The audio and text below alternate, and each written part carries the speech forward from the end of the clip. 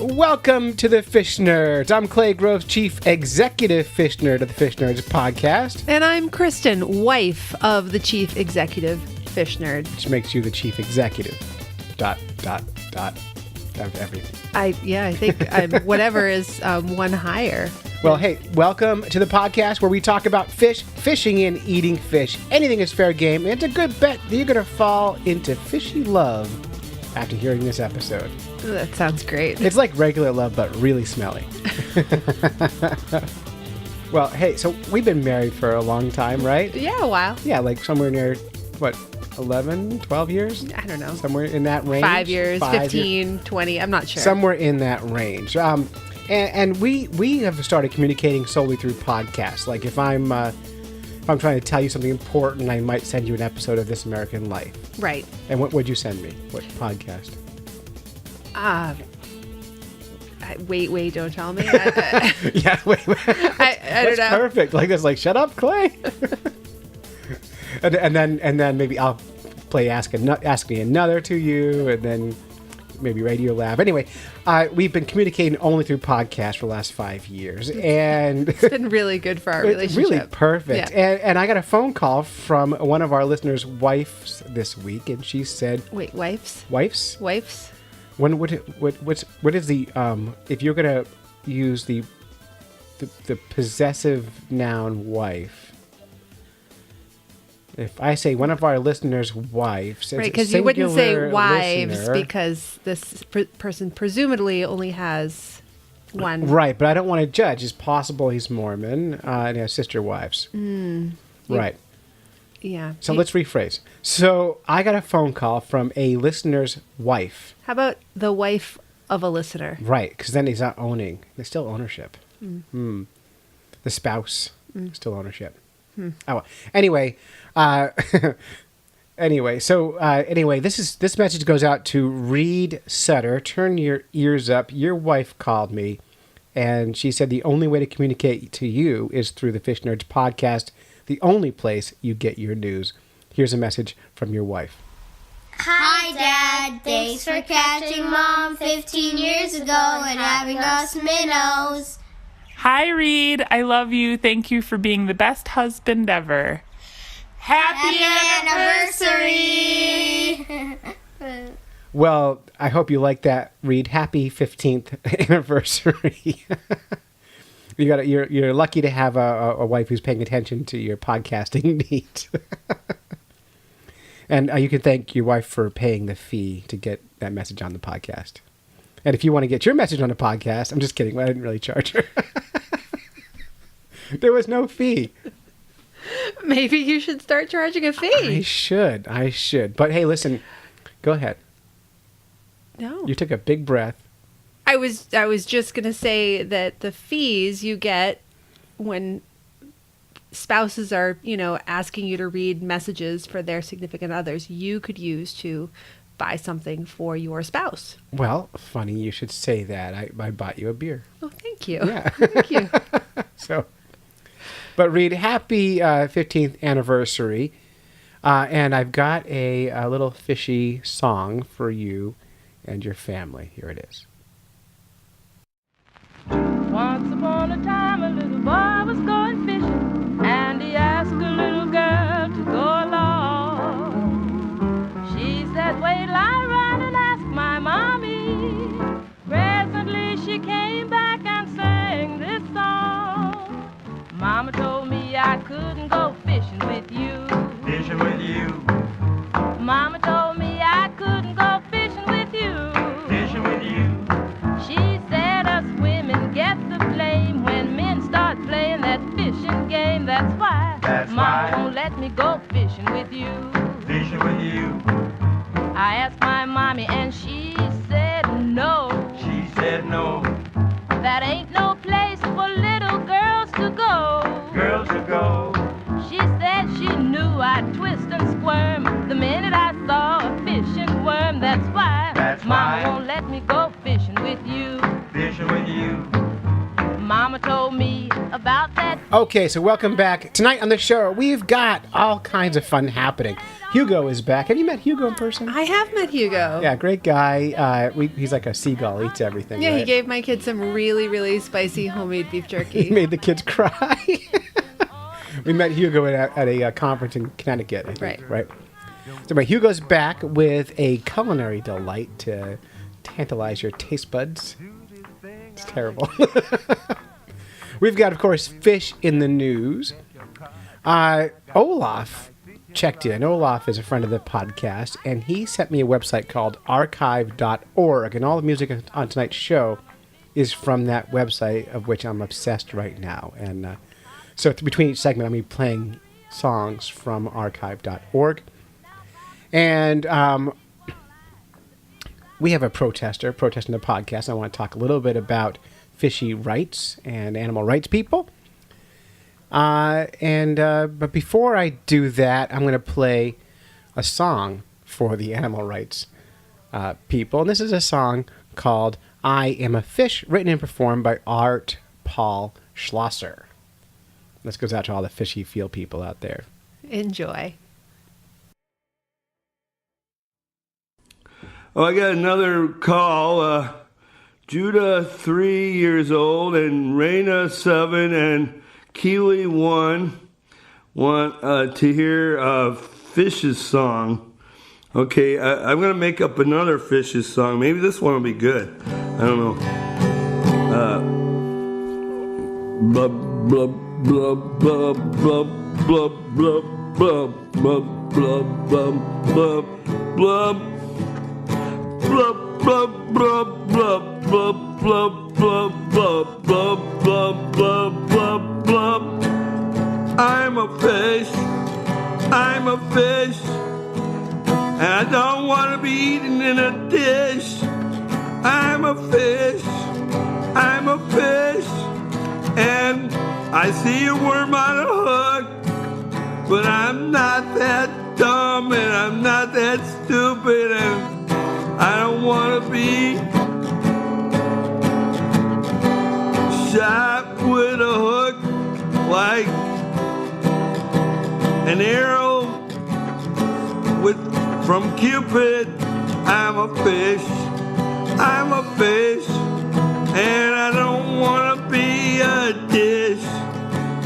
Can't you eat something like hamburger or steak or maybe potatoes and vegetables? Why do you have to go fishing and then catch me and cut me up?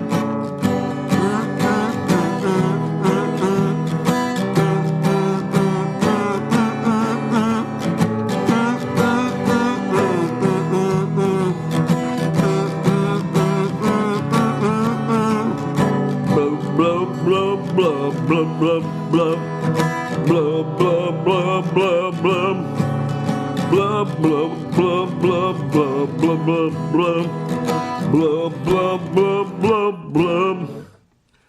Okay, I got through all those. That was fun. Are you having a good time? All right, now that song made me laugh a lot. I hope you enjoyed it as much as I did. It's a good website. It's archive.com or .org, and anyone can put music on there. Like if you want music that people can pick up and use around, it's all like Creative Commons licensing, which means I can use it on the podcast. So all this stuff is okay as long as I credit, which we just did. But I want to talk a little bit about Fishy Rights, and it's just this is a funny world we live in. I have a local protester, as longtime listeners known as Kristen, who likes to hassle me a lot, right? Yes. Yeah, both publicly and over email. She's really tough on me. She is a vegan, and just going to get you where her brain is. By the way, vegan, very healthy lifestyle, good dietary choices. I wish I had the kind of will that a vegan has. I just don't support the lifestyle. Like the diet, yes, lifestyle, no. I think you can be vegan without hassling other people. I've never met that vegan. I Well, you have. know what? Probably I have and didn't know it because they weren't hassling. They didn't hassle you. They weren't hassling me. Right. I know vegans that you've met that have never hassled you Really? about being, yeah. Yeah, I used to live in a house called the Fight Club house when you and I first started dating, full of vegans, but we called them freegans because they would go behind the Panera bread store at night and steal all the bread.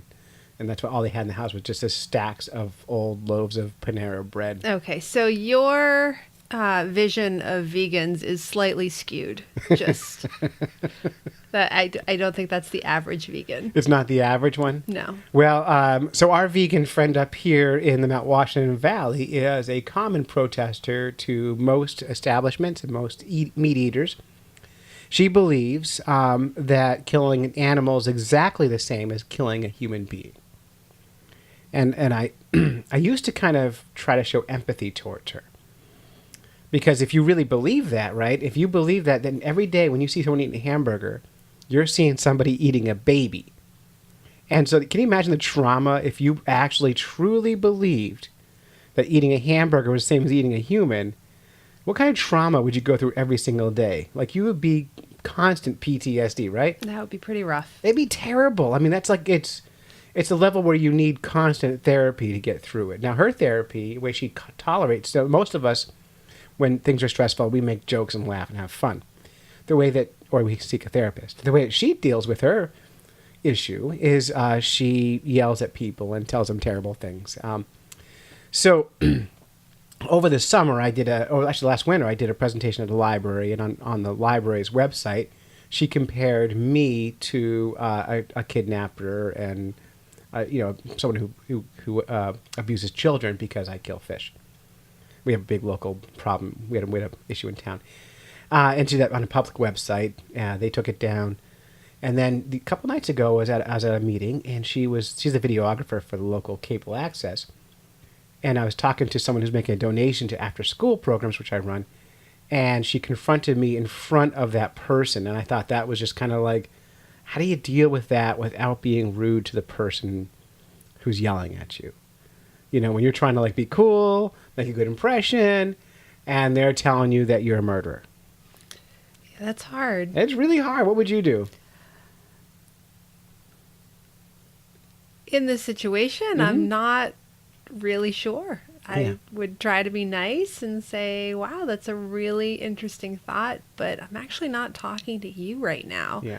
And I'll be happy to chat with you a little bit later, but right now I'm talking to this person about something that doesn't concern you. Yeah.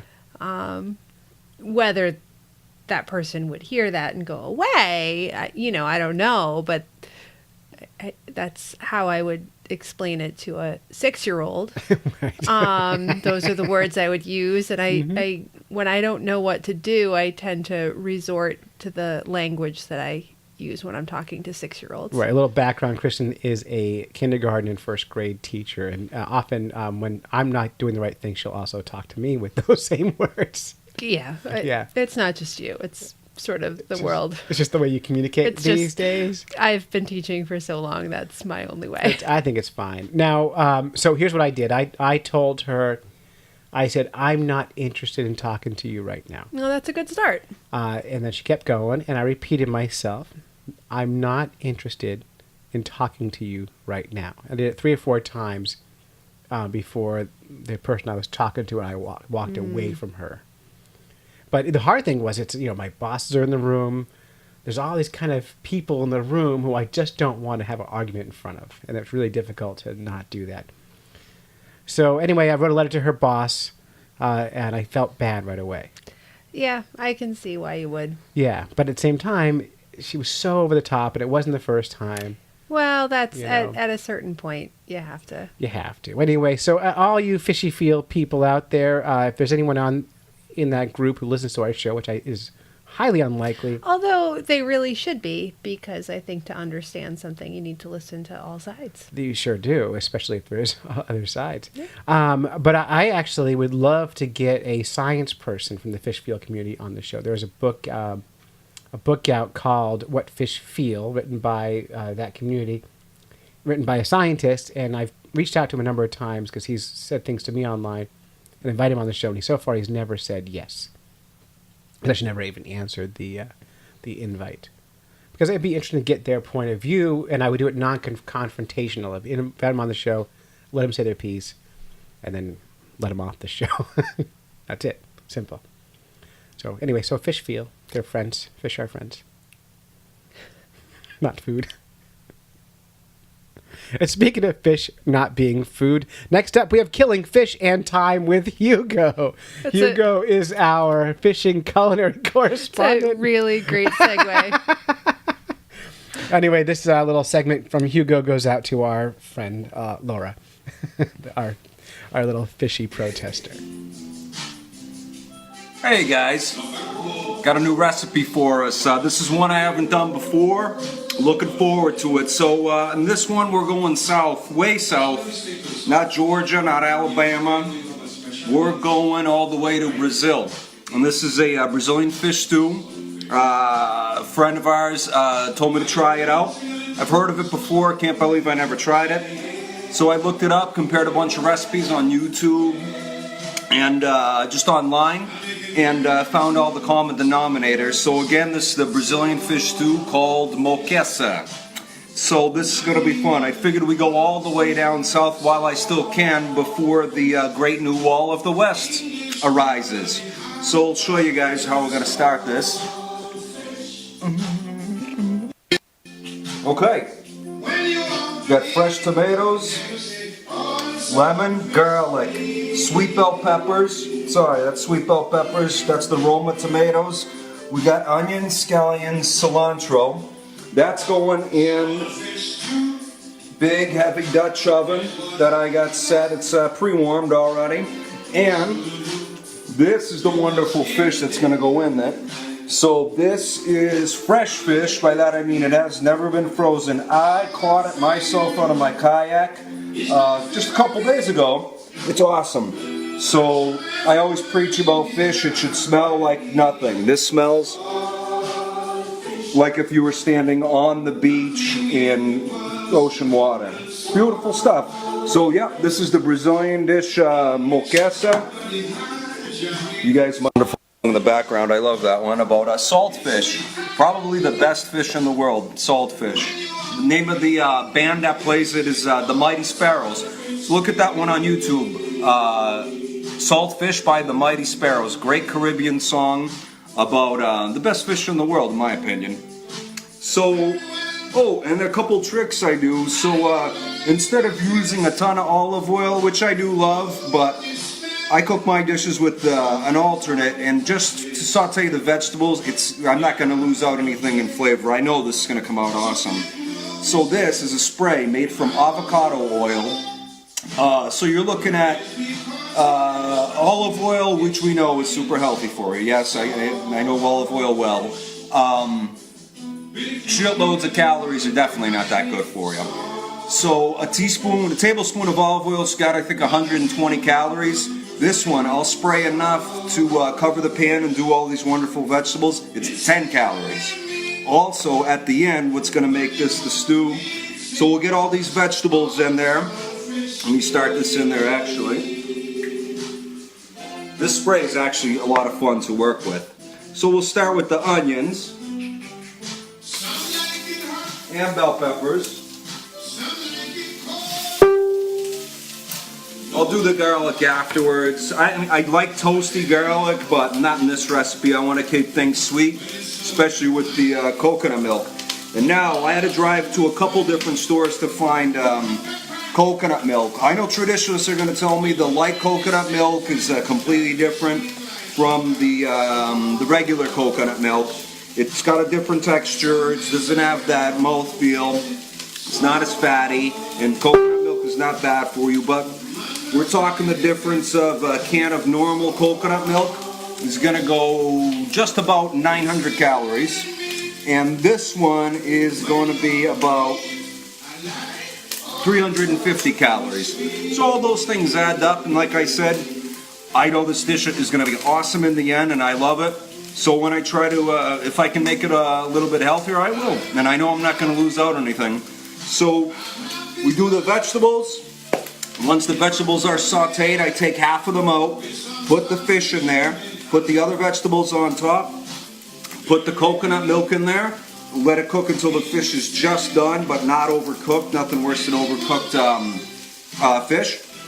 And and a lot of people don't know this. If you overcook fish, it gets dry. Even if it's in a soup or a stew, it will get dry inside, and it's horrible. So we're gonna pay good respect to this beautiful fish that I caught. So this is black sea bass and bluefish. So black sea bass, everybody loves it. It's a prized fish from here in New England. It's white, flaky, wonderful. And I also am mixing in there, because I have it fresh, I'm not going to freeze it because it won't be as good, is some bluefish. Many people despise bluefish for good and bad reasons. I actually love it.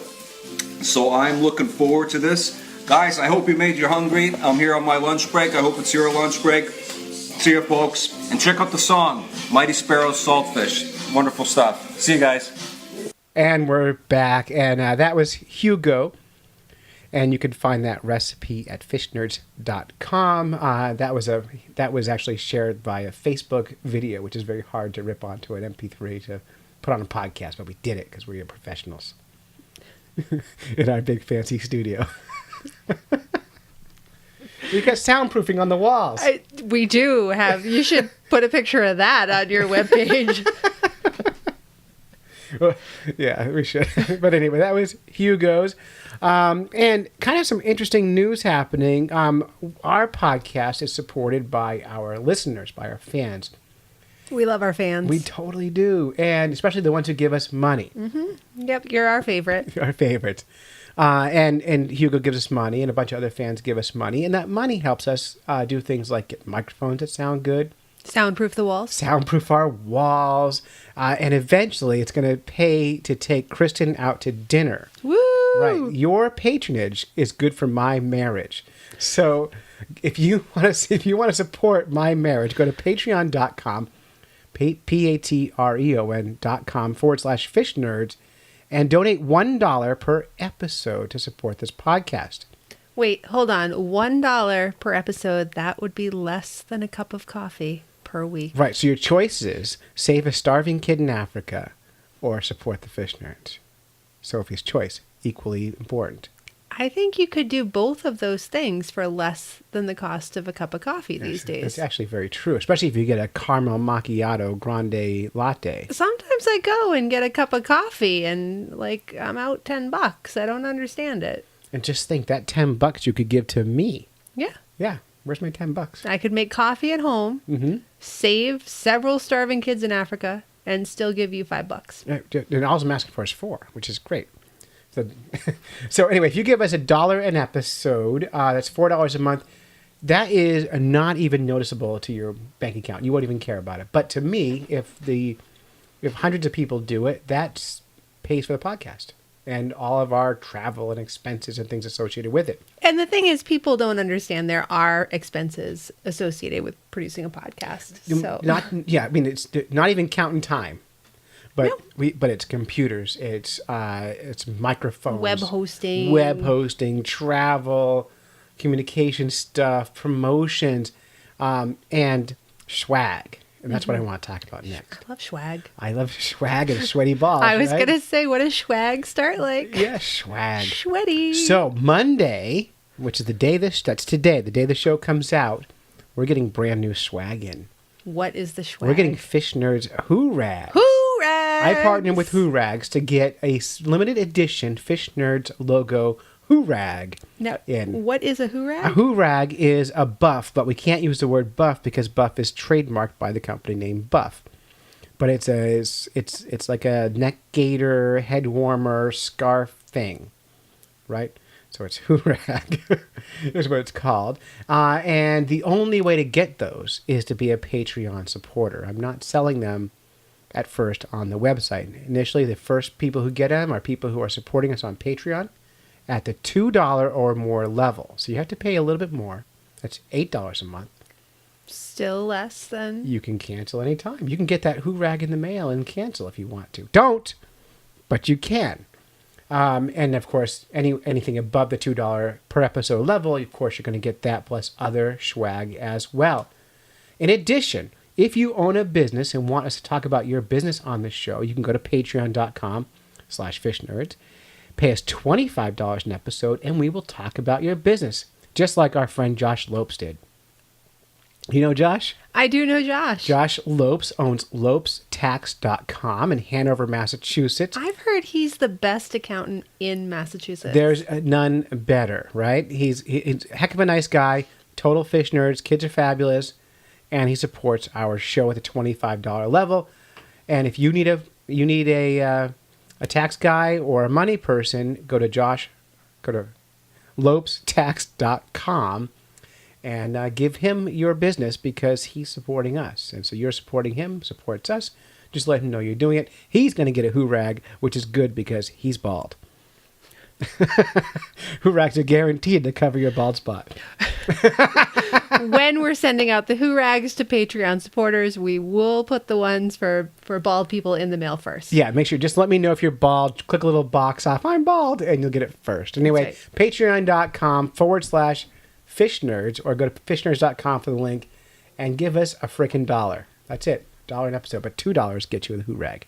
News, fish in the news. Everybody loves their fish in the news. How about some fish in the news? I love fish in the news. And what do you think of our new theme song? It's really good. Yeah, that's from the Diana's Bath Salts. Love those guys. I heard they're starting to have shuttle service to their shows these days. From the parking lot at Diana's Bath? That's right. Yeah. So now while you take the shuttle to Diana's Bath hike, then you get on that bus and it takes you around to the large stadium where the Bath Salts are playing. Oh, okay. Yeah, and then there's no ride back to your car from there. Uh-huh. Like you just stay there. They have a really big stadium. Yeah. The official stadium of Diana's Bath Salts. I'm going to have to go to their next show. You must. It's a really a must do. Wow. Anyway, this news is from palmbeachpost.com. All right, I want to read this headline. You can do this. Okay. I just want to remind listeners that the drunkest news always comes from Florida. That's just standard Florida news. Florida's a fantastic place. It's a lovely. It's Walmart with beaches. And with that, the headline says, "Woman drunkenly bites man's fishing line, swims away with lure." Do you remember when we tried that? No. No? Okay. No, I don't. No? I must have been too drunk. Must have been. We were on vacation in Florida. Uh-huh. All right, this is in St. Augustine, Florida. Now, you really don't have to read the story to get the gist of it. The headline does all the work. But St. Johns County deputies arrested a woman after she bit a man's fishing line. That's not trying to be, like, sexy or anything. That just means string. So Yeah, she actually bit the guy's fishing line. Right. And then she swam off with the lure, according to a police report. Can you imagine writing this report?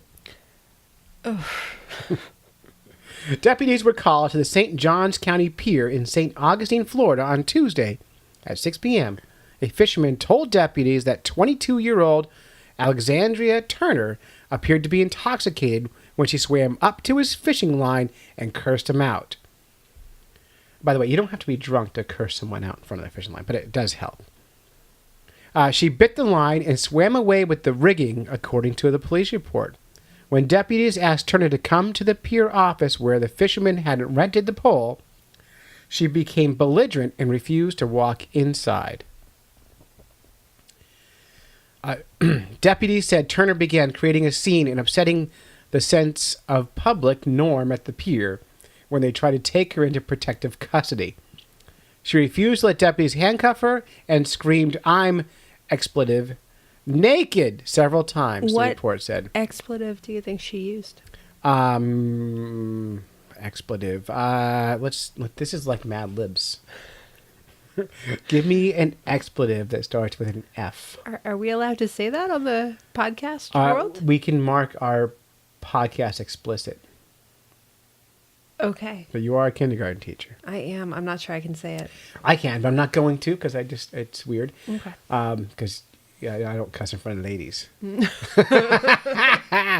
I think it was "I'm effing naked" several times. So I'm effing naked. I'm effing naked. I'm really trying to get a picture of the scene in my head. Not the naked part, but like the other part. That's weird because I am solely focused on the naked part. I saw her mugshot. I'm not.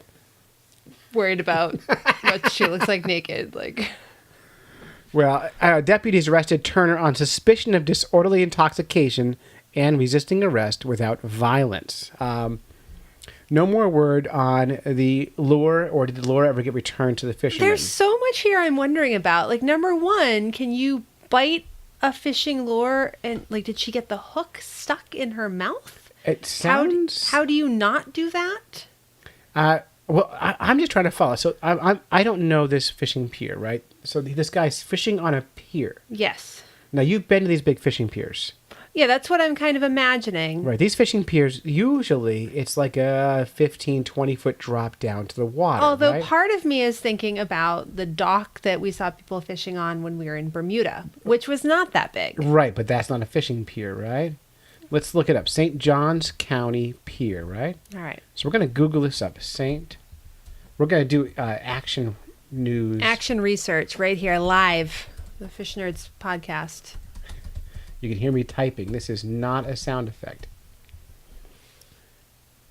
And we're going to go to Google Images. And we're going Love to see what this images. pier looks like. As you can see, that Wow. pier is just like we imagined. Yep. It looks like every other pier on the That's East Coast. They're really big. 15 or 20 feet off the water. They're really long. So, according to this report, she swam... just imagine the guy on the pier with a rented fishing rod. Yep. Fishing in the water below. Yep. Wife, drunk, swims up. Wait, to is she his wife? Go back. Good question. Maybe girlfriend? What was the headline? It was women drunkenly bites. Let's see. Just says man's fishing line. We don't even know if they know each other. Now that's even more interesting. Oh, so now I'm loving this. Wait, hold on. Maybe she's a fish feel person. Maybe she was protesting. It might have been a protest. So now I'm so happy because now I'm imagining if you fish in Florida off a pier, there's a chance that a naked protester is going to swim up and bite your line drunk and run away with your gear. I want to fish in Florida. Strangely, I do too. I'm in. That sounds exciting. I'm in. Anyway, so that's some really good news out of Florida. Thank you, Florida, for doing what you always do. Providing us with good news. Entertainment always from Florida. Thank you, Florida. We love you, Florida, and we will visit you someday. I'm going to send you a hoorag. You can put that on as a close. All right, how about some more news? And this is from fishnerds.com. This is some really big news. You want to read that headline? The Fish Nerds podcast has been nominated. All right, the Fish Nerds podcast is nominated for an annual podcast award. So this is a big deal. This is because fans went on to podcastawards.com and nominated the show. And we are in the sports and recreation category. Sports. We're the only actual not sports show in that category on the docket. There are 12 shows we're competing against. There's a panel of judges judging. There's nothing anyone can do listening-wise to help us win this at this point. Can It's we being send the judged. judges hoораgs? Yes, I don't know who they are though. I know one. I know one judge. That would probably be bribery. It would be, so we should totally do it. Yeah, I only know one judge, and he's the one who runs the website, and that's it. But it's cool to be nominated. We're up with a bunch of other big podcasts, and The trophies look pretty snazzy. they're really cool looking. Yeah. We're on the fishnerds.com website, you can see what one looked like from 2014.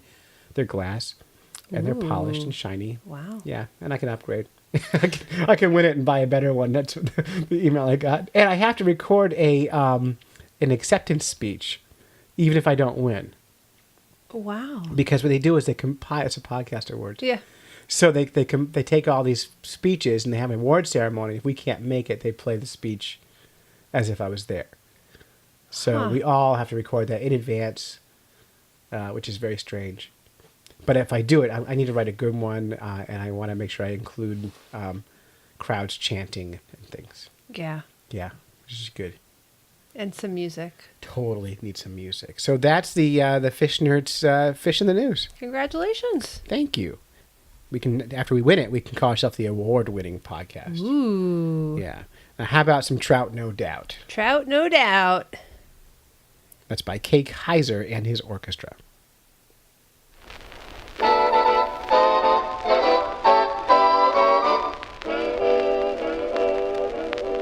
I'm a fisherman who has got the knack, but I gave it all up today. 'Cause I felt so sad when I caught a shad who had these words to say. A trout, no doubt. My papa was a trout, no doubt. My papa was a trout, though he's stout for a trout. There's no doubt he's a whopper of a trout throughout. A bass with class. My mama was a bass with class. My mama was a bass, she'd surpass any bass with a class. My mama was a classy bass. Old Uncle Gus is an octopus. He lives in a sunken schooner. And Cousin Ish is a musical fish, the local piano tuner. A whale, all hail. My brother is a whale, all hail.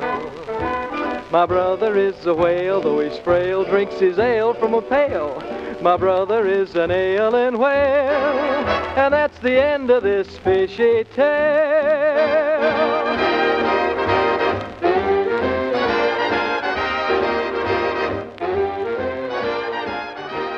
You know where all the fun is on Facebook these days? Where is all the fun on Facebook? Well, the Fishy Feel page is awesome, Yep. right? But if you want one, the page that's second most fun would be the Fish Nerds podcast group. Mm-hmm. We've got 600 people on there now. It's fantastic. How is a group different than a page? Page. So just to be clear, Facebook. If you are using Facebook, you are not their customer. You are their you are what they sell. You are their product. Oh, Right. So when I'm using a Facebook page, I have 14,000 people who have said I like the Fish Nerds. So now Facebook is trying to sell those 14,000 people to me. So when I post on Fish Nerds Facebook page, Facebook says, I'm only going to show 7 people a posting. out of 14,000? Yes. Whoa. But if you pay me, you might be able to reach 600 of them. See, they're holding our listeners not hostage, but they're holding them as something to sell back to me. Well, they do need to make money. Yeah, look, Facebook. The Fish Nerds are here because of Facebook. Thank you, Facebook. Thank you, Facebook. I would like to reach them, but I can't afford to pay Facebook, right? Unless Patreon subscribers give us a whole bunch of money. But groups on Facebook are really popular right now because you interact as yourself. And so the Fish Nerds podcast group has 600 listeners in there, highly active, sharing fish stories, questions, answers. It's just a lot of fun. So if you're not already part of that group, get there now. Go to Facebook and search Fish Nerds podcast group, and I will let you in. You have to get approved. Yep, I have to inspect you. I'm going to approve you to get in that group. So make sure you have a good profile picture. That's right. Yeah. If you are naked with a lure in your mouth, you are automatically approved. But if you're wearing pants, then it takes a bit longer for approval. Can we find the woman from that story and invite her to the group? I would ask if anyone is in Florida. I think Paul Chomo in our group from the Varmints podcast is following along. Reach out to her. She's your neighbor. Get her in the group, and we can ask her. I have a lot of questions. A lot of questions. Maybe we can get on the show. That'd be great.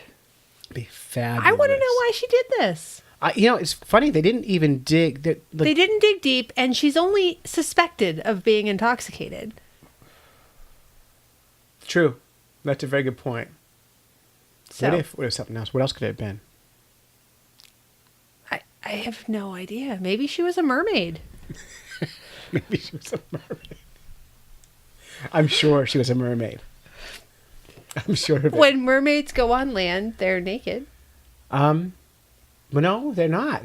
They are. No, they've got seashells on their covering up their boobs. This is sort of a fatal flaw of The Little Mermaid because The Little Mermaid has seashells on her boobs, but she has a fish bottom, and she goes on land, and she is a person.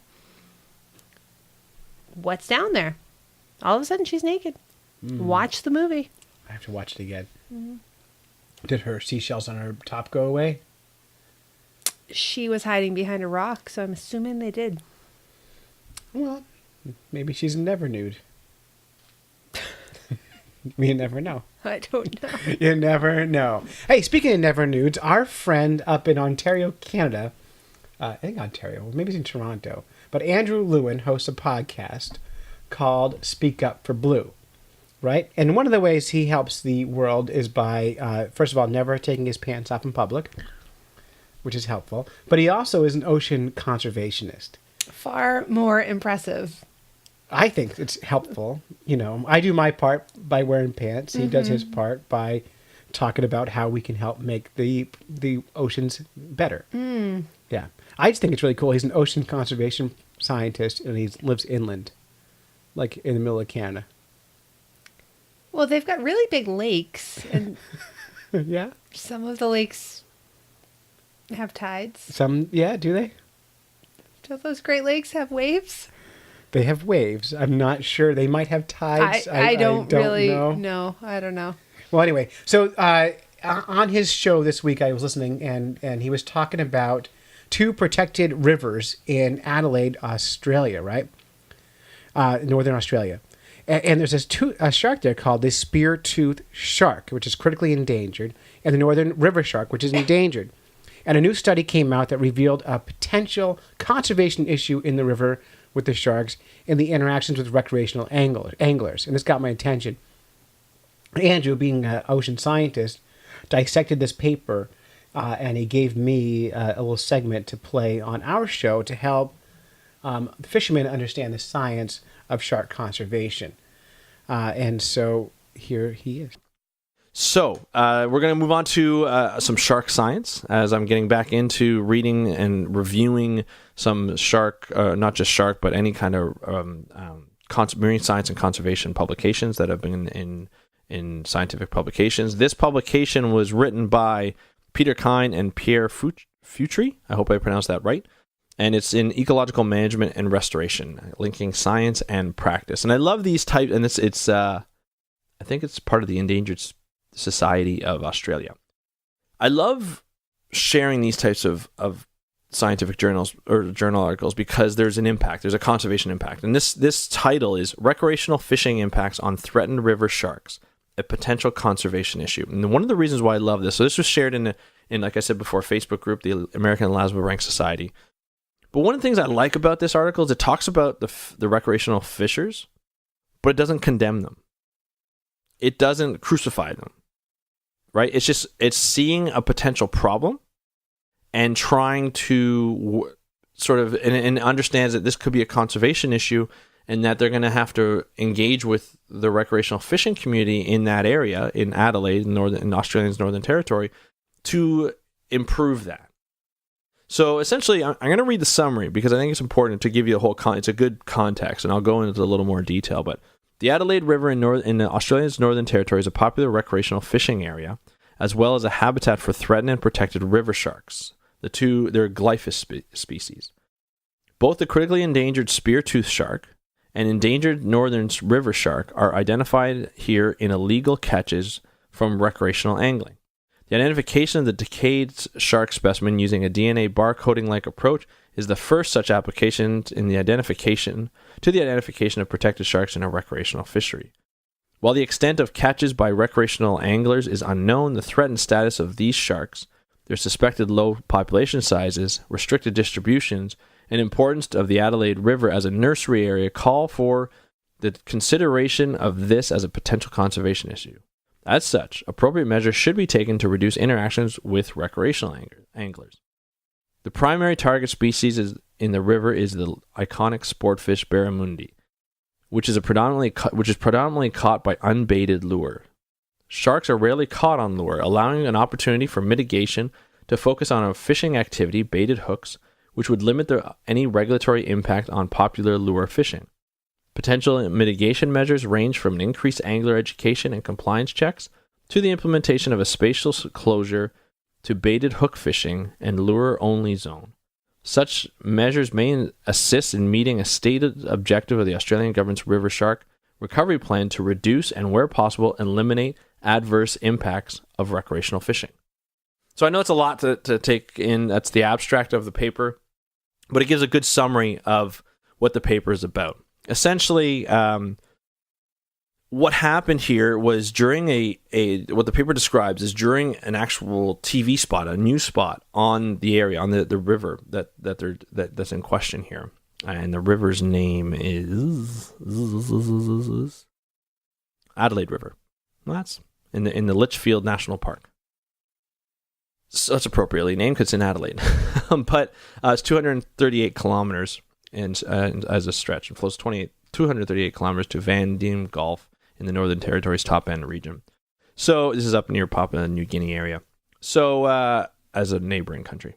So the idea is what happens on a news spot. One of the researchers realized that when they were looking there was a news spot on crocodiles, and when they were looking at one of the catches of the crocodiles, they saw that there was I guess they fished a crocodile, and they saw that there was a shark that was fished as well, and they were wondering, is that a protected shark? And then that really brought up the question: are sharks being targeted as in the recreational fishery, or being caught incidentally in the recreational fishery? And if they're protected or critically endangered, like these are, I think one is critically endangered, I read, whereas one's critically endangered and the other one's threatened, right? So they're protected under the Endangered Species Act, whatever that's called there in Australia. So, it kind of begs the question, is like, what's happening here?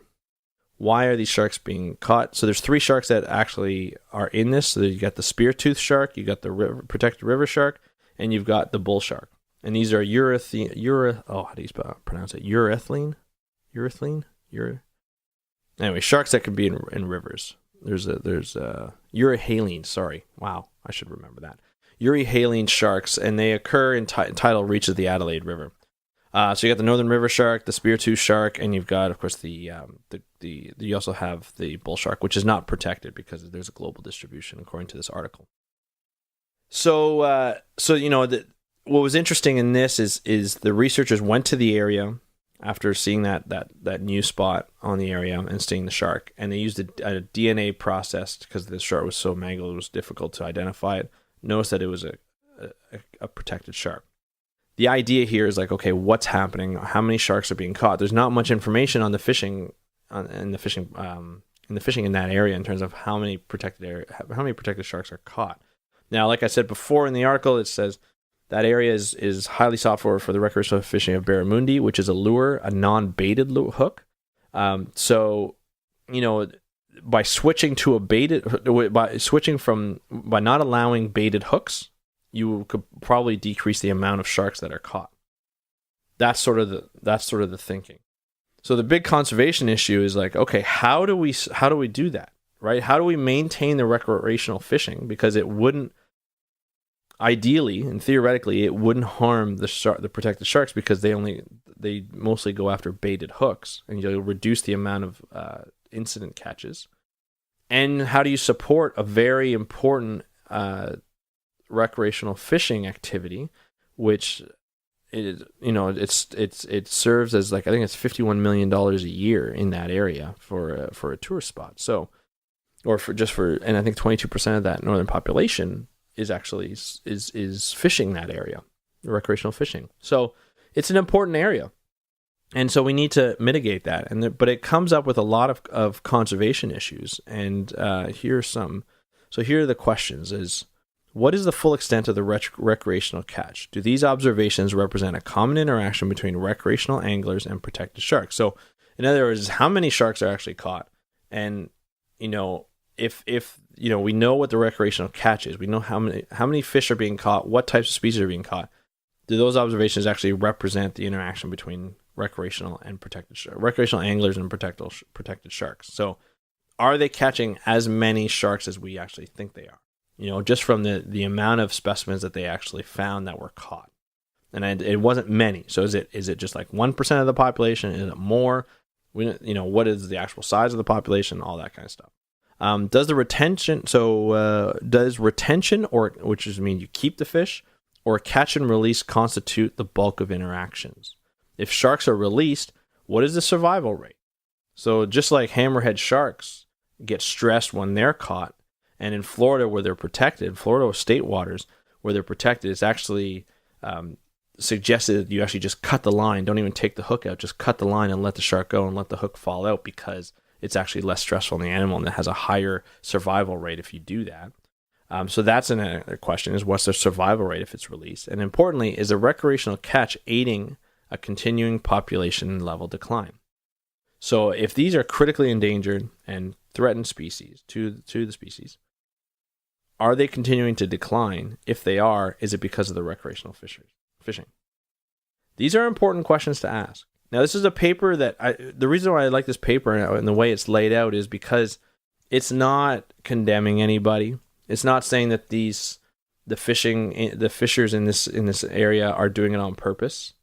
They know what the major catch is, and they see an opportunity. The authors see an opportunity to decrease the shark catches by using lures, unbaited lures, to catch barramundi and still maintain that popular catch, right? That the recreational fishers want, without catching as many sharks. I'm not saying that an unbaited lure won't catch any sharks, but it won't catch as many as a baited lure. Then you have to look at what other fish are caught in this area that are important recreationally, and are they used baiting hooks? So there's a bunch of mitigation suggestions that they catch. There's a spatial one where it's spatial management in certain areas. Now these are nursery areas, so these are areas where young sharks will hang out until they're old enough to move on. So there could be seasonal closures in certain areas where they know these sharks are actually occupy. There could be a ban, an all-right ban on baited hooks, or just, like I said, a seasonal ban on baited hooks. So there's obviously quotas. There's obviously, you have to report your catch. There's a lot of different options that you can look into this, and I think that's what this paper raises, is people are catching sharks. There's no doubt about that. We just don't know how many, and we don't know if it's on purpose. We don't know if they're releasing. If they're releasing, we don't know what the survival rate is. So there's a lot of more information that needs to be done, but it does have some conservation implications. These are threatened and critically threatened species, or critically endangered species. That means they're not doing well, people, especially the critically endangered one. So there could be areas that are just off limits, either seasonally or full time, all year long. And I think we need to look at those and how those are done. So that's the paper. If you have any questions on those, please go to the Facebook group and let me know what you think. And if you have questions, concerns, comments, all that kind of stuff. We have some shark biologists in the group. David Schiffman is one of those notable ones. We also have a lot of people in the group that, like Ed Hine, that are social scientists who can comment on their experiences working in fishing industries and working with commercial fishermen.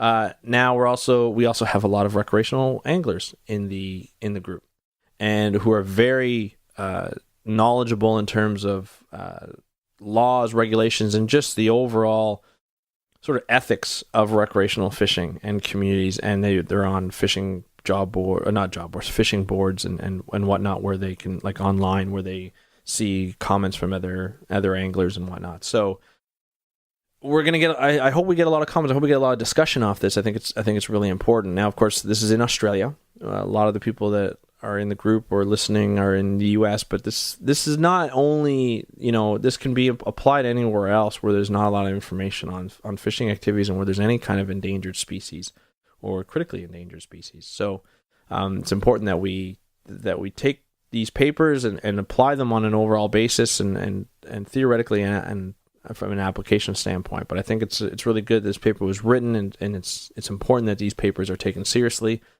So I want to share that with you. Crikey, so that's it. You have listened to a couple of fish nerds when you should have been fishing. We'd like to thank our family. Oh, that's me!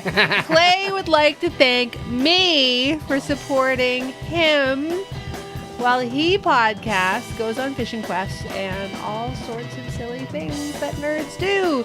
If you'd like to support Fish Nerds, you can go to patreon.com and search for the Fish Nerds and help us crowdfund this podcast. Special thanks to Kristen, Hugo, and Andrew Lewin. Put another shrimp on the barbie from Speak Up for Blue podcast. And until next time, Follow the code of the fish nerds. Spawn early and often. Avoid free lunches with strings attached. Where's my beer?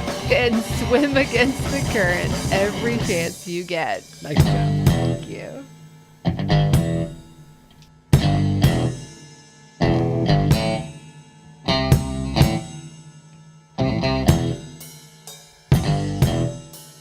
Andrew talks about the implications to the conservation of these species. Add in a crikey. Crikey. And the mitigation techniques the authors propose to maintain the recreational fisheries for Add in a shrimp on the Barbie. Barramundi. Barramundi. On the Barbie. And reduce incidental catch with protected river sharks. River sharks? River sharks. Sharks in rivers? Australia's a really freaking scary place. Wow. You never read about, like, sunshine